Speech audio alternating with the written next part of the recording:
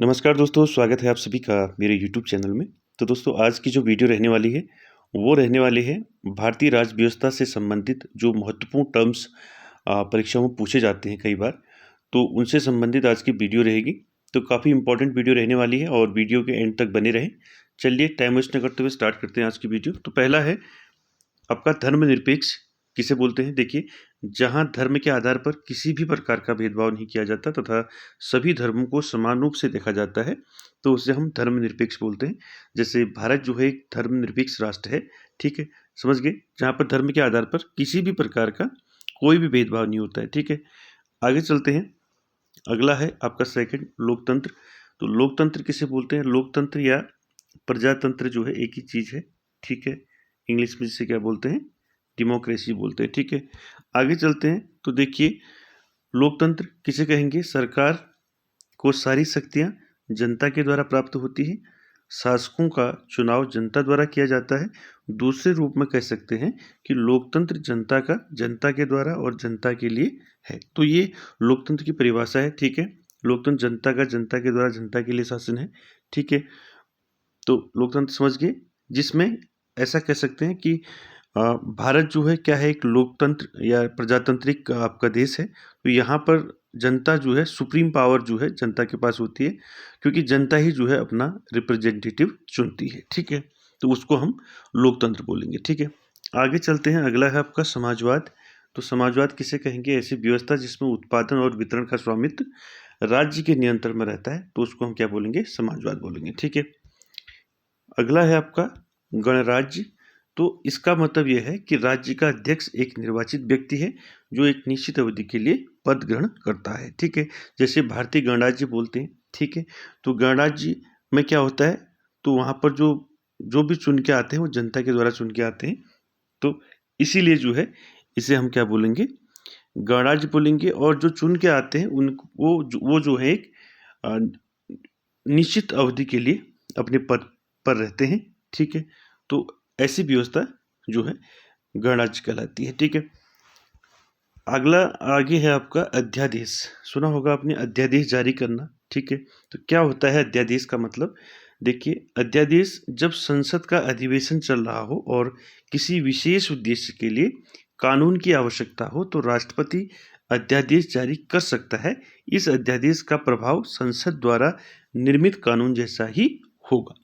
तो देखिए, अध्यादेश किसे कहेंगे? जब संसद का अधिवेशन नहीं चल रहा, उनकी संसद का अधिवेशन बंद हो और किसी विशेष इमरजेंसी के लिए कह सकते हैं, या कुछ उद्देश्य के लिए जो है अगर कानून यानी कि कानून की आवश्यकता हो, तो उस समय राष्ट्रपति कानून जारी कर सकता है, ठीक है? तो कैसे कर सकता है?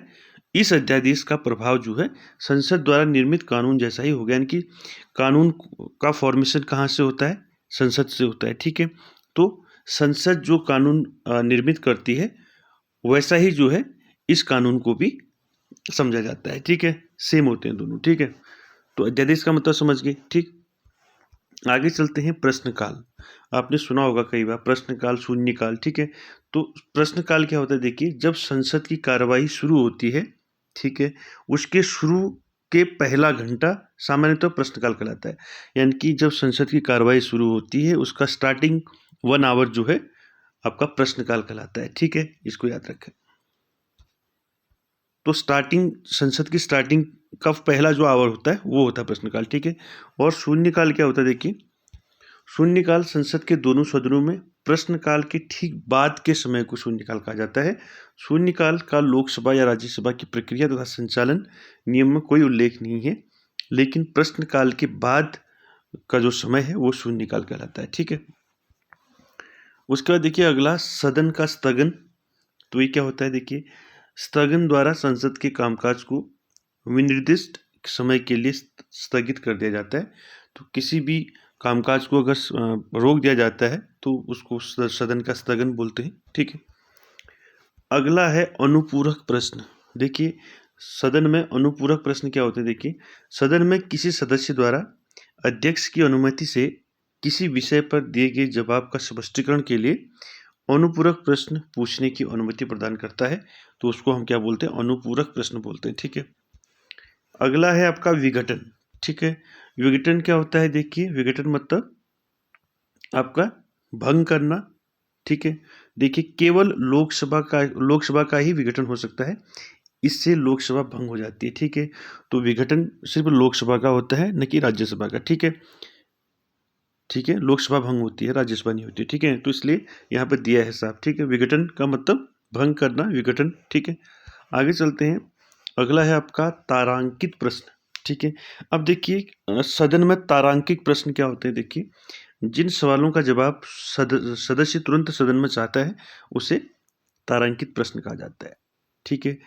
तो सदस्य तुरंत जो जिन क्वेश्चनों का आंसर चाहता है तो उनको तारांकित प्रश्न कहेंगे, ठीक है। अगला है आपका जो है अतारांकित प्रश्न, क्या होंगे, जिन प्रश्नों का उत्तर सदस्य लिखित में चाहता है उन्हें अतारांकित प्रश्न कहा जाता है, ठीक है। अगला है स्थगन प्रस्ताव। क्या होता है स्थगन प्रस्ताव, देखिए स्थगन प्रस्ताव किसी लोक महत्व के मामले व पेश किया जाता है, ठीक है। लोक महत्व के मामले पर पेश किया जाता है। जब ये स्वीकार कर लिया जाता है तब लोक महत्व के कार्य के लिए सदन का नियमित कार्य रोक दिया जाता है। इस प्रस्ताव को पेश करने के लिए न्यूनतम 50 सदस्यों की स्वीकृति जरूरी है, ठीक है। तो एक क्वेश्चन आपका बन गया इसमें से कि जो स्थगन प्रस्ताव होता है, ठीक है, उसको पेश करने के लिए कितने सदस्यों की स्वीकृति जरूरी होती है, तो कितनी होती है, 50 सदस्यों की स्वीकृति जरूरी होती है, ठीक है। आगे देखिए धन विधेयक, ये तो आप जानती हैं धन विधेयक, ठीक है। संसद में राजस्व एकत्र करने या अन्य प्रकार के धन से संबंधित विधेयक को धन विधेयक कहा जाता है। धन विधेयक केवल लोकसभा में ही पेश किया जाता है, इसको नोट कर लें।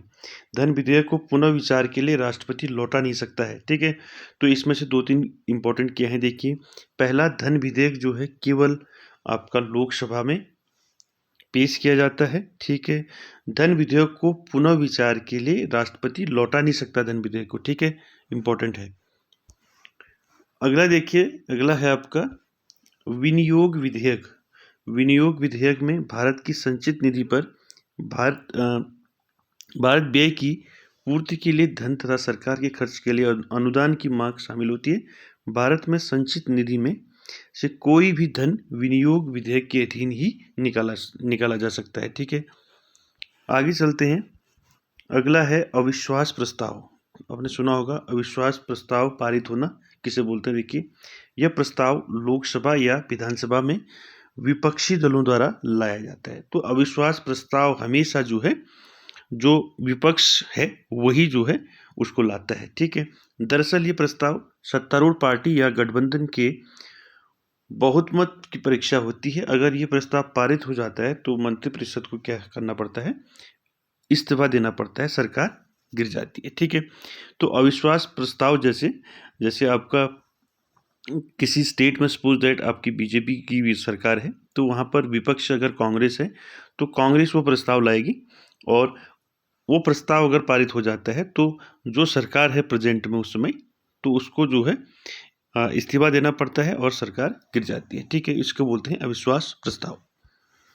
अगला है पदेन, तो पद धारण करने के कारण, ये तो आप जानते हैं। आगे निषेधाधिकार। देखिए निषेधाधिकार क्या होते हैं, मुख्य कार्यपालिका द्वारा सोच विचार के बाद किसी विधायी अधिनियम पर अपनी अस्वीकृति ऐसा करने से अधिनियम कानून का रूप नहीं ले पाता, ठीक है। तो उसको निषेधाधिकार बोला जाता है, ठीक है। निंदा प्रस्ताव क्या होता है, अभी देखिए निंदा प्रस्ताव सरकार की गलत नीतियों की आलोचना करने के लिए संसद के किसी भी सदन में निंदा प्रस्ताव लाया जा सकता है, ठीक है। तो देखिए निंदा प्रस्ताव, ठीक है, संसद के किसी भी सदन में, यानी कि लोकसभा और राज्यसभा, ठीक है, ये दोनों में इसको हम पेश कर सकते हैं निंदा प्रस्ताव को, ठीक है। ये कब किया जाता है, जब सरकार की जो नीतियां हैं उनकी आलोचना करने के लिए संसद के किसी भी सदन में इसका प्रस्ताव लाया जा सकता है, ठीक है, निंदा प्रस्ताव।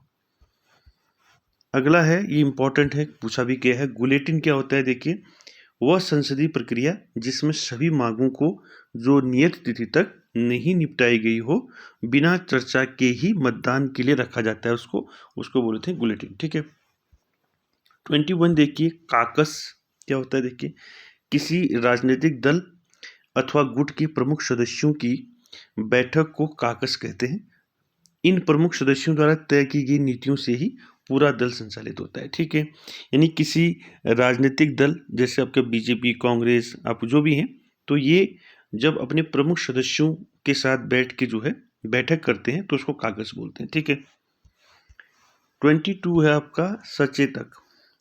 राजनीतिक दल में अनुशासन बनाए रखने के लिए सचेतक की नियुक्ति हर दल द्वारा की जाती है। ठीक है, जितने भी राजनीतिक दल हैं वो अपने दल को जो है अनुशासन बनाए रखने के लिए अपने दल में एक सचेतक की नियुक्ति करते हैं। ठीक है, अगला है आखिरी निर्वाचन मंडल। ठीक है, विशेष मतदान के मकसद से गठित निर्वाचकों का विशेष समूह, जैसे आपका राष्ट्रपति के चुनाव के लिए संसद या विधानसभाओं से निर्वाचित सदस्य निर्वाचन मंडल का गठन करते हैं, तो उसे हम निर्वाचन मंडल कहते हैं। ठीक है, तो विशेष मतदान के मकसद से जो गठित होती है निर्वाचकों का विशेष एक समूह होता है, ठीक है, उसको निर्वाचन मंडल कहा जाता है। ठीक है, तो ये था दोस्तों कुछ आपके राज्य व्यवस्था से संबंधित कुछ टर्म्स जो आगामी जो भी परीक्षा होने वाली है उन सभी के लिए काफ़ी इम्पोर्टेंट रहेगा आप सभी के लिए। और वीडियो अच्छा लगे तो लाइक, शेयर, कमेंट्स, सब्सक्राइब जरूर कीजिएगा। Thank you very much.